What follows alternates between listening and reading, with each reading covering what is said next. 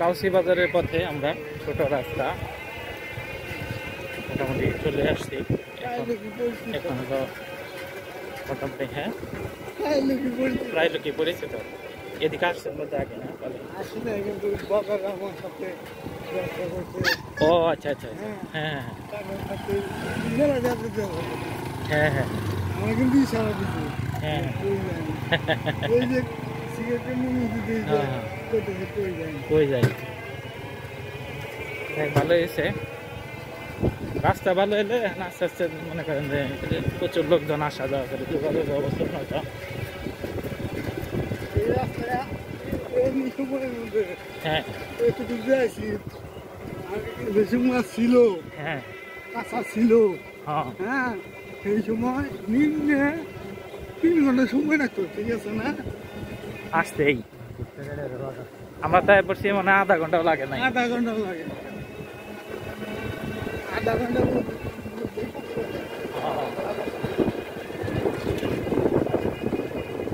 পাশে এখনো ধান কাটার সিজন চলতেছে বড় ক্ষেত এবং গরুগুলা দেখা যাচ্ছে ভুট্টা খেতে অবশ্য শেষ সিজন শেষ মরা ডালগুলো রয়েছে এগুলো ডাল দেওয়ার জন্য বেশ ভালো ব্যবহৃত হয়। এ পাশে একটা স্কুল, এই স্কুলটায় অবশ্যই এখনো বিল্ডিং হয় নাই, মাঠটা বিশাল আর সবুজ টিনের চালানো হচ্ছে স্কুলের একাডেমিক বিল্ডিং এ পাশে ছোট একটা বিল্ডিং আছে, তবে মাঠটা বেশ বিশাল কিন্তু বলা যায় যে সুন্দর একটা বড় এলাকা নিয়ে এখন আমরা এখান থেকে আনারস তো নাই, আনারস থাকলে খুব ভালো হইতো। বাম পাশে আনারসের ক্ষেত প্রচুর বড়। এখানে একটা বিষয় যে প্লটগুলো খুব বড়, অনেক বিশাল বিশাল এলাকা নিয়ে এগুলো তৈরি, ফলে এখানে আবাদ যারা করে প্রচুর ফলন হয় যেহেতু অনেক বড় জায়গা।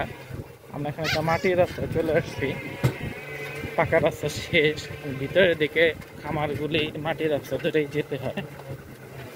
বৃষ্টি হয় নাই ফলে রাস্তাটা এখনো শুকনা, বৃষ্টি হলে কাদা হলে একটু যাওয়াটা কঠিন হয়ে যায়, তাছাড়া মোটামুটি সহজই।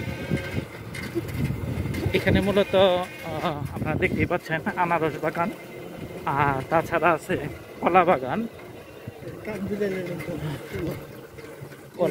আছে হ্যাঁ কাঠবিড়ালি।